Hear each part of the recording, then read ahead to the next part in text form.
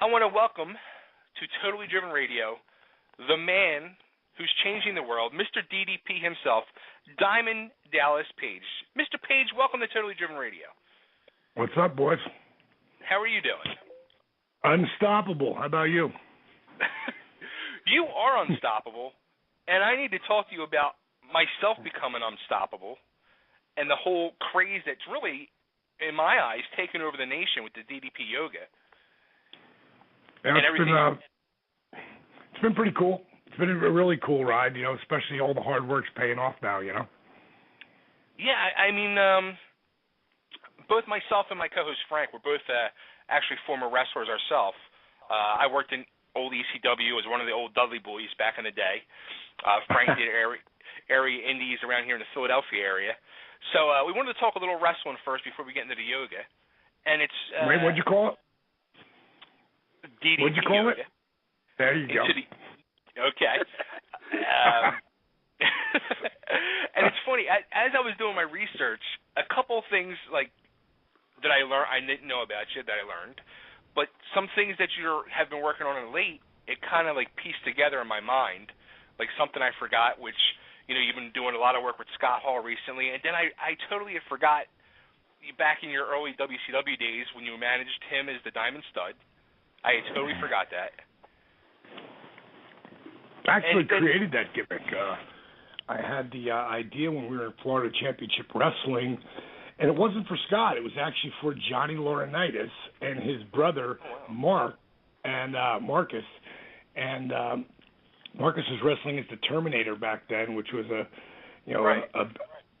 secondary Road Warrior looking. And Marcus looked great, and Johnny, he was big and good looking, and it came up with the Diamond Studs over some cocktails and shots one night in my club in Florida.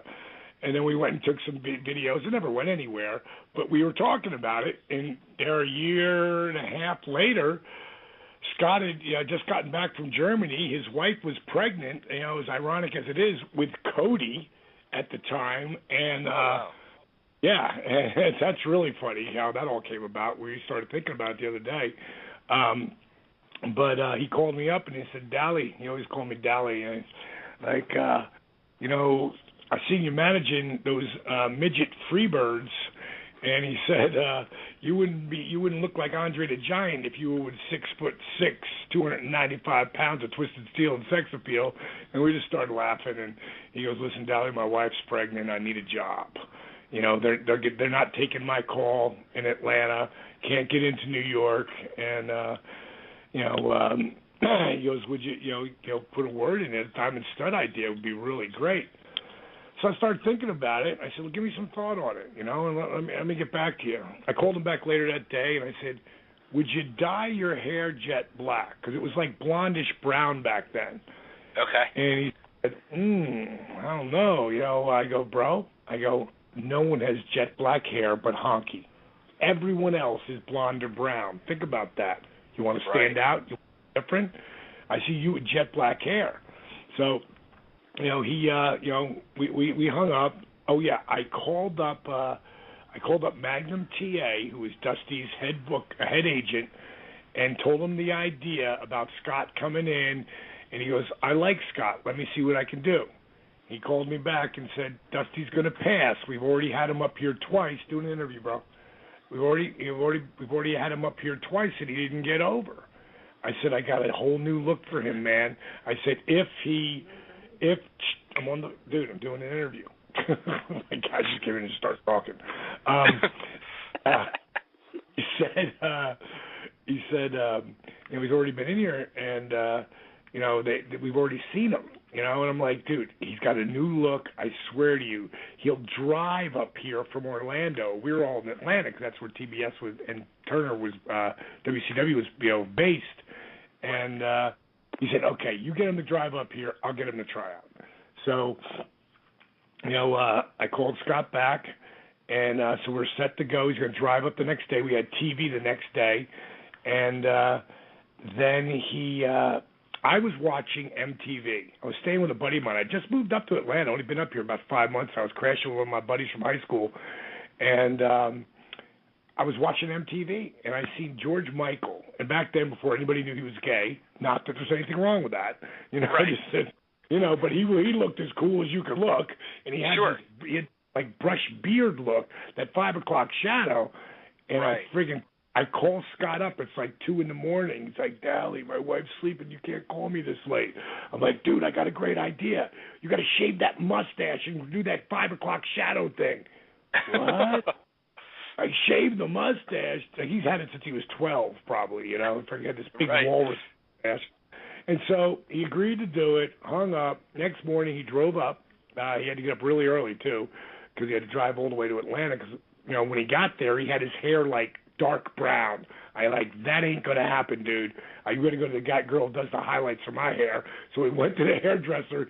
She did his hair jet black. He looked amazing, the way he looked like a movie star, getting rid of that mustache.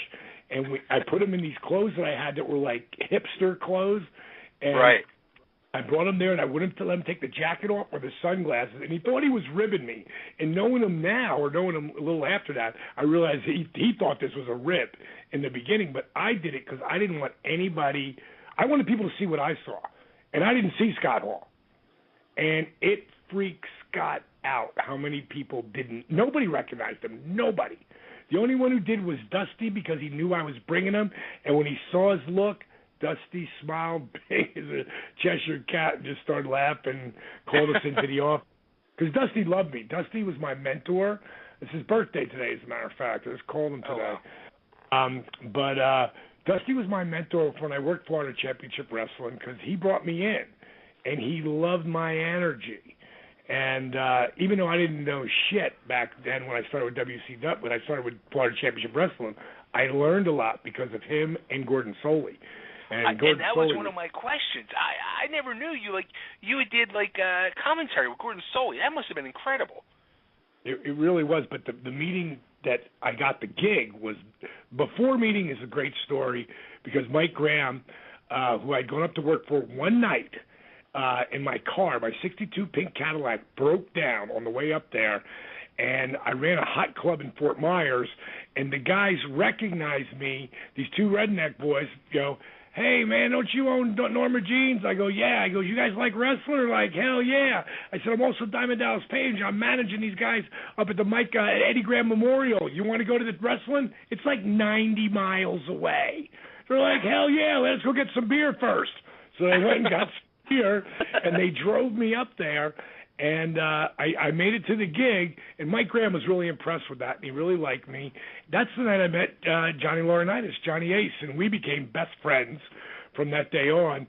And when I got called by Mike about 2 months later, because I'd sent him a videotape of my think times from the AWA that's always playing now on Classics ESPN. That's 1988 and 89 there. And when Mike had got the tape, I guess it was about 2 or 3 weeks later, he called me, and it was like 12:30 at night, and I was catching a really early flight to do something with the AWA, and I heard him on the answer machine, so I picked up, and he goes, okay, Diamond. He goes, Michael Graham here. I'm sitting with the American Dream, Dusty Rhodes. He's coming back here. We're going to pop this territory. And, I know you sent me your thing about wanting to be a manager.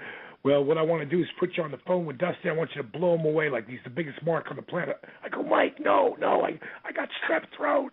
I go, I can't do that. Not right now. I go, show him my tape. He goes, can't show him your tape. My VCR's broken. Here you go. And I hear, hello? And I went, good God, Dusty Rhodes, the Tower of Power, the man of the hour, too sweet to miss hour. I stole everything Dusty ever did that was important, from getting funky like a monkey to any rap thing that I had, Captain Lou Albano had, Jesse Ventura. I just threw it all up on the wall like a 45-second promo. And it got to the end. I go, that's all I got, Dream. I got strep throat. And he goes, and I'm waiting for him to say something. I'm thinking, did he fucking hang up on me? Because it seemed like he was shut up for like 5 minutes. So it was probably like 30 seconds. And then he says, was that a recording, kid? When I went up and he said, listen, I want you to come up. I want to interview you, blah, blah, blah. When I did, I walked in the room. It was Michael Graham, Dusty Rhodes, Gordon Soley, and Steve Kern. And they were the 4 owners of that Florida Championship Wrestling. And that's the day Dusty told me he was going to make me a commentator, a color commentator. And I was like, Dusty, you know, I know you like my energy, bro, but I don't know a wrist lock from a wristwatch. And he started laughing. He goes, that's okay, baby. Gordon will walk you through it all. And I learned so much from that dude, man. It was amazing. It was great because I worked with him for a year and a half. It was really cool. Yeah, that must have been awesome. Now, when you started out and you were a manager, did you ever think that you were going to get in the ring, or did you have, you know, the aspirations to get in the ring at first, or was that just something that came along later? Well, I tried it when I was 22 in 1978. So I actually, and this is a funny story because I actually have 5 decades of wrestling in. They're sporadic.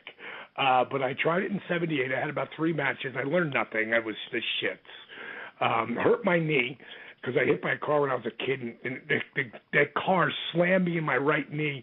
My face bounced off a hood, and I flew 42 feet from the point of impact. I was 12. So that knee was a nagging thing for me, especially when I was younger. But I torqued my knee in my 3rd match getting thrown over the top rope, and I needed time down. And what happened is I got caught in the bar business, and it was all the booze, the bras, and the party. By the time I was 23, I was running nightclubs. So, you know, tough to break that when you're making good money and you got all that fucking pussy there, you know. And that's why I was in the bar business. It's why guys play sports. It's why, you know, it's why they play in bands, because of women, you know. And it was just a factory for me, and it was amazing. I had a great time. And then I took time down, thought it was never going to happen until I created this whole Diamond Dallas Page, the wrestling manager character. And then out of that, when I got with Dusty, I remember having conversations with him saying, like, Dusty, don't you think, you know, that maybe I could be like a Michael P.S. Hayes type manager wrestler and could have 2 guys who are, you know, I would be managed, but then I get in the ring occasionally. And he like, no, baby, you're going to be a fire-breathing dragon manager. You're going to be the greatest manager of all time. You know, he'd say shit like that to me. I'll tell you what, you know what's weird? I mean, this is my own personal thing, because I would see, you know, see stuff from you in AWA, and then following your career in WCW when you were managing Hall, and then with the Freebirds, and then when you started to become a worker and you were getting in the ring, I just couldn't look at you the same way. Like, I would look at you like, all right, but here's the manager, and he should be on the outside of the ring.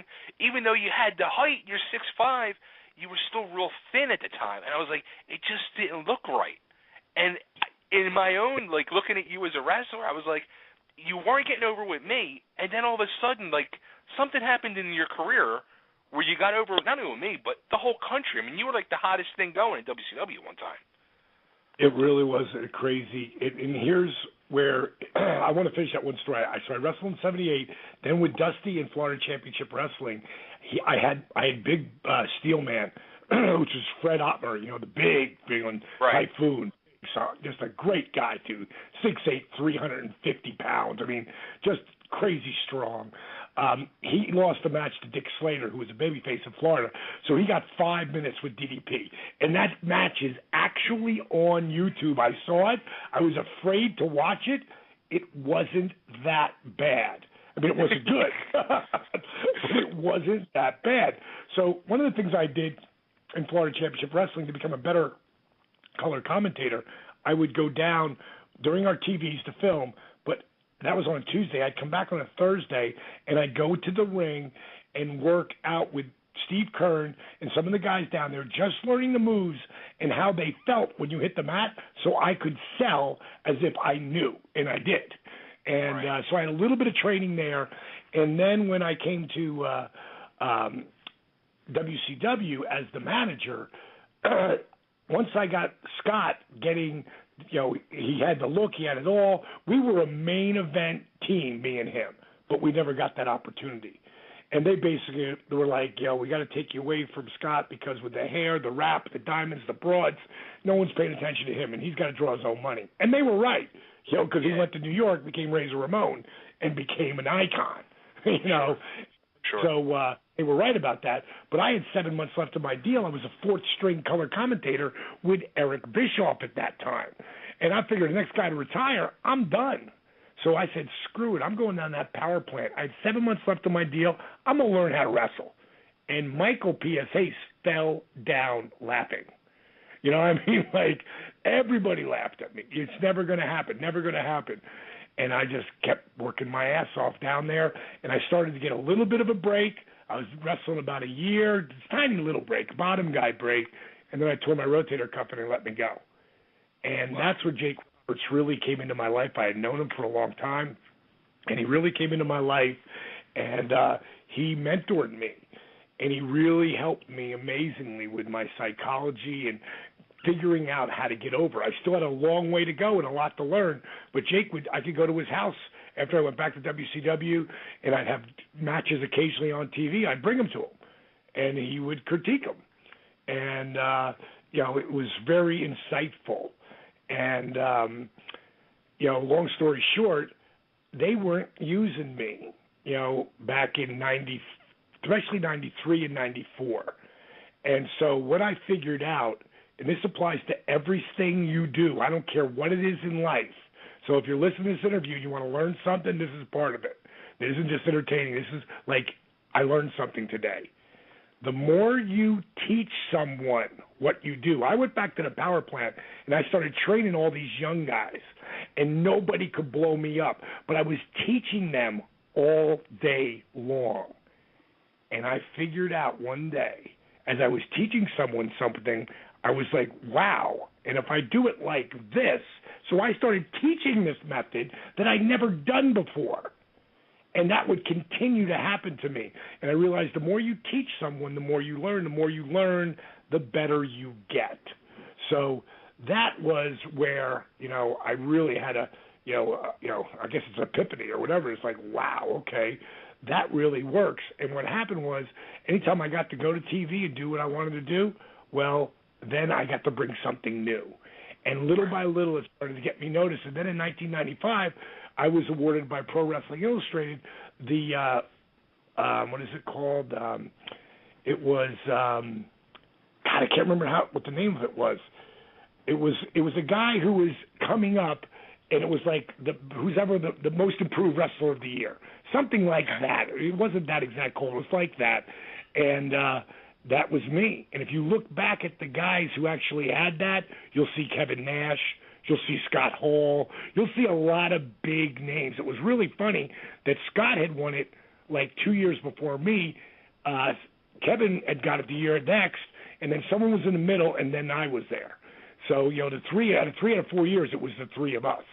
And, that was a big award for me because that was like the shoot, award. If you look at, how they, judge things on Pro Wrestling Illustrated. And then 96, 95, I developed the diamond cutter, and that's where it started to take off. By 96, if you watch them, there's a video on YouTube called Diamond Cutters on Everyone. If you watch that video, you will see the crowd pop, explode, just completely explode. I hit the move, they'd all jump up doing a diamond cutter sign. The whole side of the building, 10,000 people. Go back and look who I was hitting that diamond cutter on. They were enhancement guys. So how do you make the people give a shit about beating someone when they know it's fixed? It's all laid out, and the guy means nothing. How do you get them? You have to wait. I'm going to do this.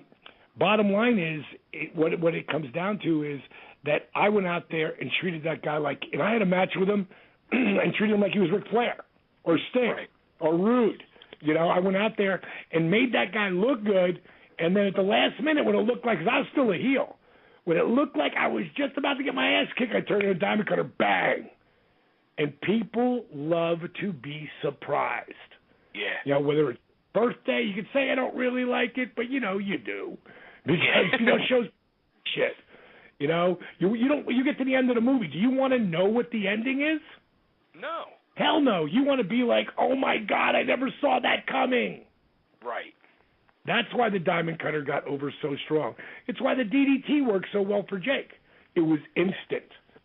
You know, and it's funny that Jake would become, besides Dusty, I always say without Dusty Rhodes there is no Diamond Dallas Page, because he gave me every break that ever meant anything. And, you know, without Jake, I'm never a top guy, never mind world champion. And Jake's one of the top 5 guys of all time that weren't world champions. You know, when I think of that, I think of Jake, I think of Ted DiBiase, I think of Roddy Piper. I mean, all 3 of those guys, you know, today would be world champion no matter. And Scott Hall, of course, Scott Hall. You know, and maybe, I don't know what the reason was at the time, maybe because Hulk held the belt for so long, those 5 years, or whatever it was. It was a long run, though. Right. Maybe that's why Piper never was, because Piper's obviously an icon unto himself. Sure. You know? Sure. As a matter of fact, when you won the WCW belt, I guess it was the first time, I mean, you won in a 4-way match against 3 of the biggest names in the business, with Hogan, Flair, and Sting. I mean... And think about that, you know? I mean, there's not a better...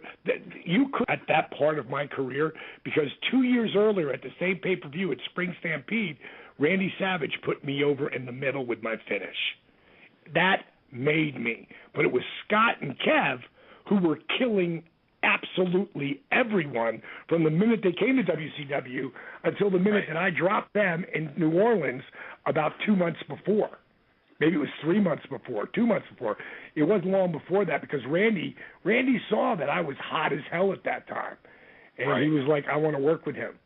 And I will never forget the night. It was 2 days before the pay-per-view. It was a Friday night, because Saturday we'd always have off before a pay-per-view. We'd come in the night before, they'd make sure everybody was there, everybody was rested, you know, there wasn't any problems.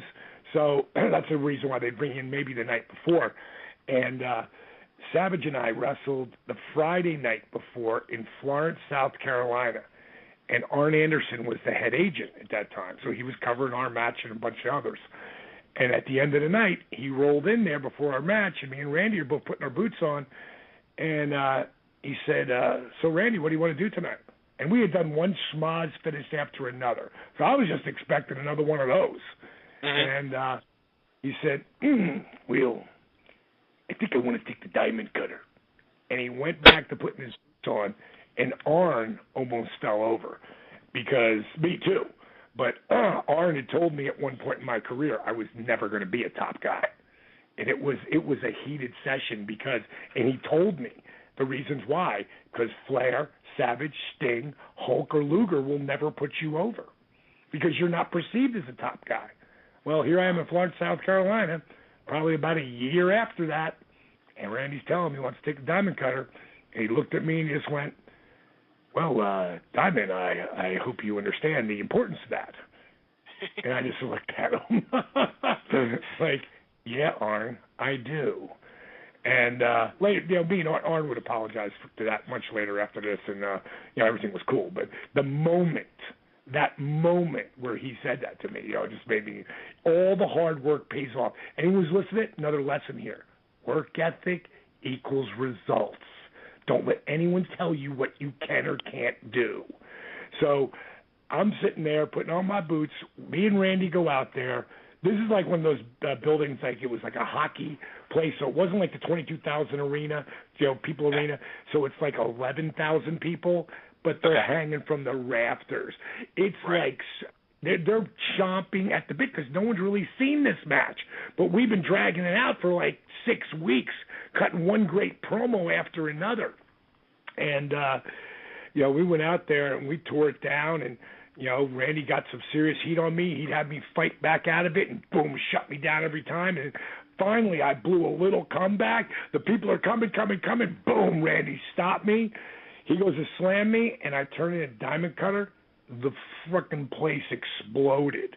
And it was so loud, and I'm just laying there. And he's laying on his back, I'm laying on my face, and we're getting the crowd with us. And then I just lay my arm over him, and 1, 2, 3, and it was like there was silence for a moment, and then the place went crazy. And it was like someone laid a cone of silence down on top of us. And I could hear Randy clear as day as he's looking up at the lights, my arm laying across his chest. He goes, Will, I guess we know what we're going to do at Spring Stampede. And I was like thinking, is he serious? You know, is he just ribbing me? because, Randy wanted to test the waters. He wanted to see how the people reacted. He thought he knew. That's why he called the finish. And then when we did that spring stampede, that really set me on the rocket to take off. Scott and Kev had lit the rocket, and I got my, up to the upper stratosphere, but having Savage put me over just blew me through to Mars. And 2 years later, Randy, the guy I've had the feud of the year in 1997 with, everybody. The only thing that came close to us, which was a great feud, was Bret Hart and Steve Austin. But in Pro Wrestling Illustrated, we were number one. On the top 100, 500 guys, Steve was number one, but I was number 4, 2 years in a row. So I was living the dream at a whole different level. And for Randy Savage to hand me that world title belt after that 4-way dance and Ric Flair take the diamond cutter, how do you lay that out better than that? Right. That's incredible. That really is. Here's before we get into the DDP yoga, one last wrestling question. I could ask wrestling questions all night long, but in the mid-'90s, as your fame was growing in the business, and at that point, I was in ECW, and ECW's name and stock was rising as well. What was your opinions of ECWs? I know that you guys had to be like, what are these guys doing over there that they're creating such a buzz? And especially when WCW started signing the ECW guys one by one. What was your feelings about ECW? I'm the one who brought Raven there and called Paul Lee myself. I wanted to help create Scotty's new character, which was Raven. And didn't you show up to the arena once or twice? Am I not mistaken? No, I did after it was the buzz was dead and gone. God, even Dusty had said to me, he goes, Dallas, you would have loved it there. That's one place I would have loved to have just shown up. Because, if I walked out there and started slamming diamond cutters, those guys would have lost their minds. Oh, yeah. It would have been amazing. It's one of my regrets. I have very few. That's one of them. I would love to have worked out. Plus, I do love Paul Heyman. He's a crazy bastard. He's his own animal, but I've always loved him. I got my biggest break, to ever get in the business. I never get the break in the AWA if Paul E. Dangerously, a.k.a. Paul Heyman, doesn't leave the AWA and take the Midnight Express to the NWA. That hole never opens up. It was like all the stars aligned for that to happen. And Paulie was a big part of that for me. So, I really, we've talked about it.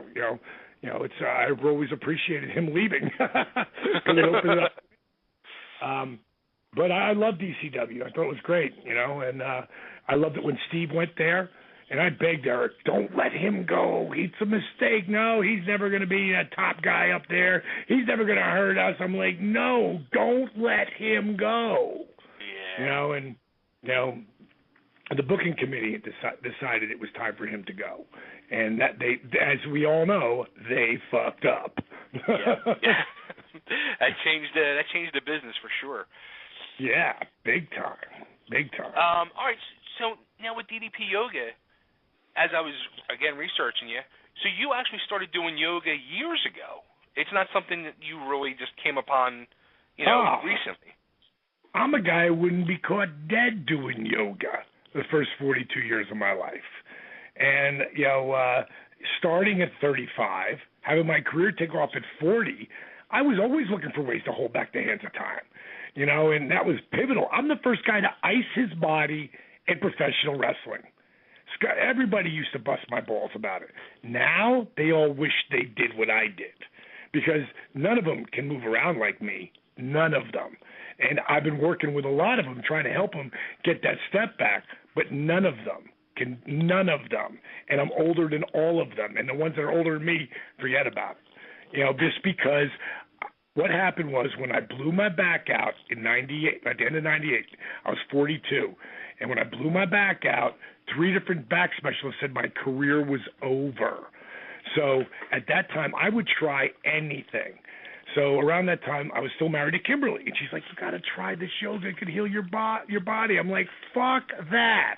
I'll do anything, but I'm not doing yoga." Well, it was all I really could do. So I started to, I was really, I couldn't believe the first couple of weeks how my body started to come back a little bit, a little flexibility, a little bit of core strength. And I was already doing rehab because I've rehabbed both shoulder surgeries, both knee surgeries. So I know quite a bit about rehab. And I know a lot about breaking up scar tissue. And one night, I just decided to do the yoga stretches before I went to bed. And Kimberly walked by and she goes, wow, you're really taking this seriously, aren't you? And I said, look at this. I'm mixing it with the rehab positions. Look how this flows. And then I started doing when you lower down from a plank position. In yoga, you lower down. You do a cobra, you do a down dog, two great stretches and strengthening movements for your body. But what it doesn't do is do anything for your upper body. So I started lowering for 3 seconds, hold threes off the ground for, say, 3 to 10 seconds, then pushing up for 3 seconds, coming down for 3, hold for 3. Now I'm getting an upper body workout, but I had to do it on my knees in the beginning. Eventually I got off my knees. Eventually 3 second became 5 second, 5 second became 10 second, 10 second became sets of 10-second push-ups. So now my body's getting stronger and stronger, and somewhere I realize that every time I flex or engage a muscle, think about when you're lifting weights. You both lifted weights before. So many of the people who are listening lifted weights at one time or another. When you lift weights, you can feel you start sweating. The reason is your heart rate's going up because every time you flex or engage a muscle, your heart's got to beat faster to get the blood to the muscle. And when I started doing with DDP yoga, which is different than any other workout period, never mind yoga, I'm having you flex your muscles as you move, almost like weight training. Do you guys remember, you're too young to probably remember Randy Cross, but he played center for yes, 49ers. He's just at my house today. He's 2 years older than me. He's 59. He did, and I didn't do a hard workout, but he got into 16 minutes of my workout, and he had to take a powder for about 10 minutes. Because just the engaging of the muscles, being a meathead, like me and him both are, he got that. And he's having to balance himself at the same time. Then open up and stretch while he's flexing. So when I have you in stretching positions, your heart rate will be at its peak. So now you're burning fat standing still. And I don't mean just sweating. I mean you can have your heart rate way over your fat burning zone. I try to make it so you don't do that because I don't want you to kick your ass. By the end of the workout, which was a total of 30 minutes today, Randy looked at me and he goes, this is going to be huge for me because he's beat the fuck up. Sure. Sure. All pro center, he's beat up. That he's got one shoulder that's total replacement. He's got to do the other one. But just getting him in the positions and showing him how to break up scar tissue, which you guys got. You were workers. I don't care if you worked for a year, 3 months. You got scar tissue, not just from that, from when you played ball in high school or college. Yeah. So you play intramurals, you keep going, especially if you're doing something crazy like wrestling. We all three of us know there's nothing natural about falling on your back. Right. Right? Nothing. So you got to get that out of your head so you can do that. So long story short, in less than 3 months of doing what would become DDP yoga, I was back in the ring. I'd actually proven these specialists wrong. And next thing you know, at 43, I'm the heavyweight champ of the world. So I'm going to keep doing that, and I made it part of my lifestyle. And, people would see me doing all my, my DDP yoga positions around ringside, especially when I went to WWE. Again, everybody laughed at me. You know how many guys in the WWE are doing DDP yoga right now? I know Jericho's doing it. Yeah. Jericho and Ryback, Edge, Al Snow, these guys are like monster. It's like they're my partners because they talk about it so much. And they're not. I don't pay anybody to say a fucking thing. I ask them, hey, will you tweet about it occasionally? They take it so much farther because it changed their lives because this has become the workout you can do the rest of your life. Like I just do I'm always showing strength things that you can do because you can, Scott Hall and I worked out today. Today's like the third day of the last 4 days we worked out together. and his endurance is getting better. He's got that, that double stint in his heart. So it's not like it's Scotty of old where he can just blow through shit. He's got to build up endurance, and that's what he's been doing with me. And he's been doing the rope thing that the MMA guys do, and he's walking a lot. He looks so good, and he's just getting stronger and stronger and deeper. And when you got a new hip in your hip, or new hip in your hip, you got a brand new hip, it's a big deal because you got to break that scar tissue up. Well, I know exactly how to do that. And you know what I do? I watch Scott. I see what he can do, and each time I take him a little bit, and I mean a little bit further. And today we had an awesome workout today, and he'll tell you, he'll talk about what DDP yoga is because it's what he's feeling. Like he's like every day he can see himself get stronger and deeper. And I'm always trying to show people what the next strength thing I can do. Like if you go to ddpyoga.com, up one of the tabs up there is DDP Yoga in the news. And if you run your mouse over that, if you'll scroll down, you'll see DDP at 57 years young. And there's a bunch of videos of me up there. In one of them, I do a superhero push-up. Do you know what that is? No. Where you're almost standing like on your hands, doing push-ups. No. You're laying flat. So go to the push-up now, lay flat, but reach your arms. Excuse me. Reach your arms out in front of you like you're Superman. Now pick your hands off the mat, pick your feet off the mat. Now bring your feet to the mat, bring your hands to the mat. Don't bend your elbows. Pick your body off the ground. I can do it 50 times. Wow. I filmed just listening to it. I know, right? And I film all this shit. I do this other thing where I balance on my elbows, knees on my elbows, jump back, land on my elbows, push up into a handstand. I do that a couple of times. I mean, it's things like that where you can't get stronger lifting weights. Not after a certain level. Training or anything like that anymore, right? It's just DDP yoga.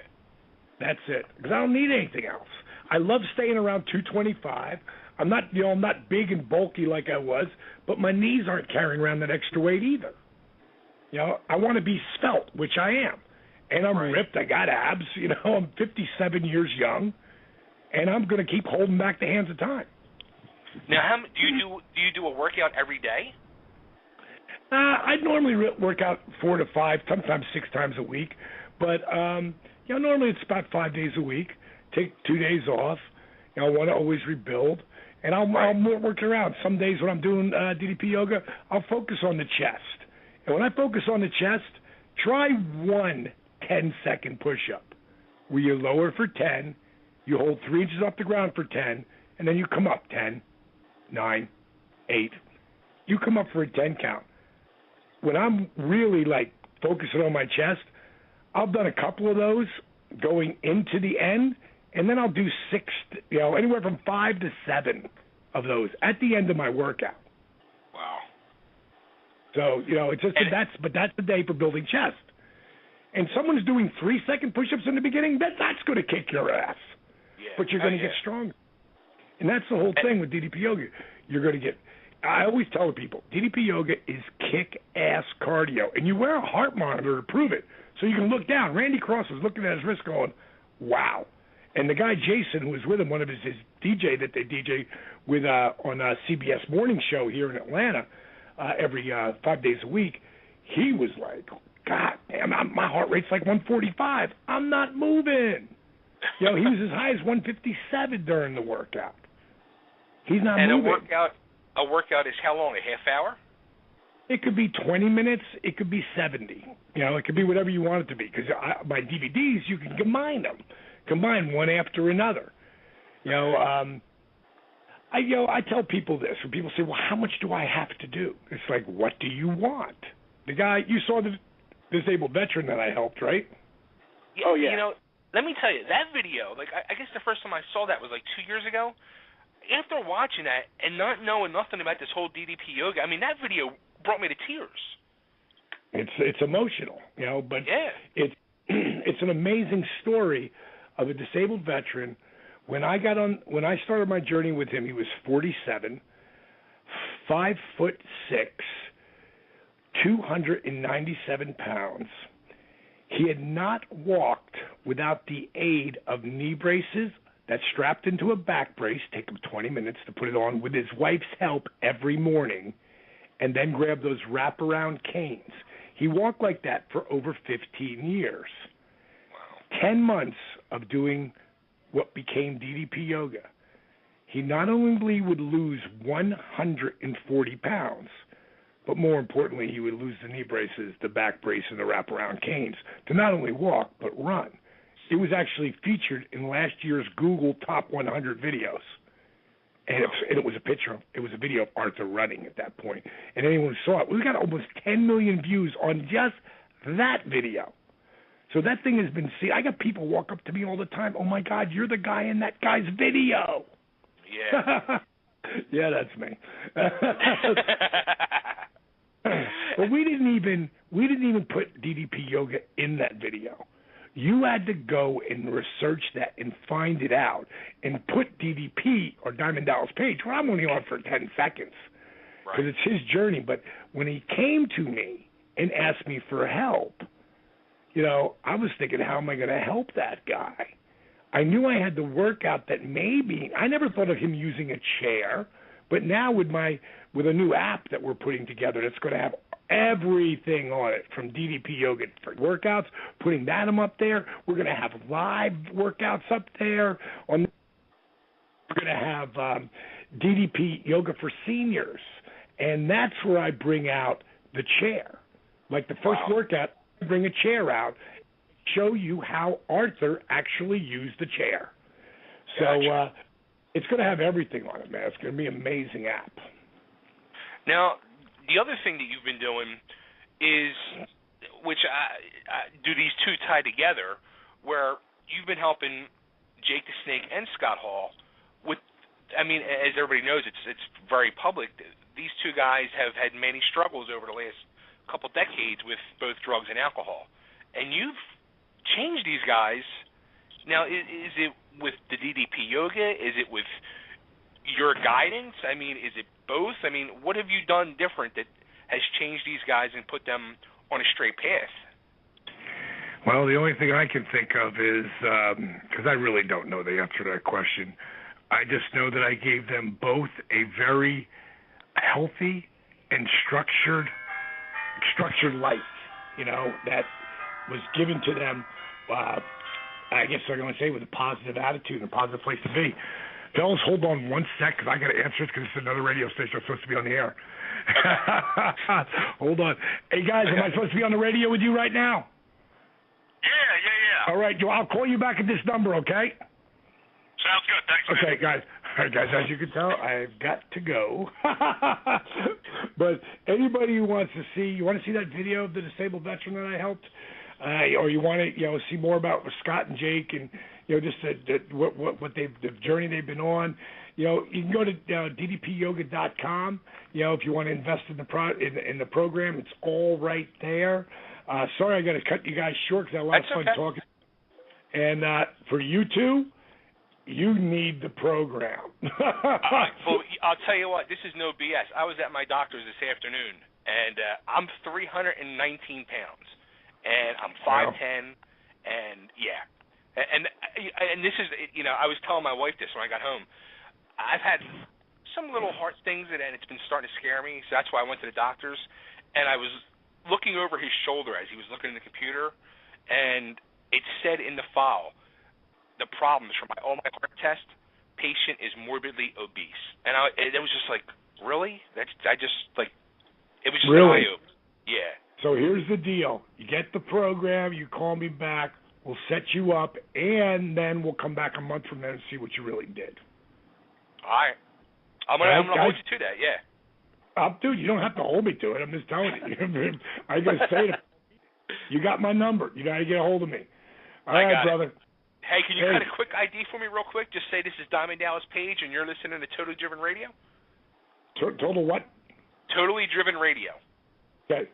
Yo, monkeys, it's me, DDP. And you, well, you monkey, you're listening to Totally Driven Radio. And that's not a bad thing. That's a good thing. Bang! All right, listen. You're the man, Doc.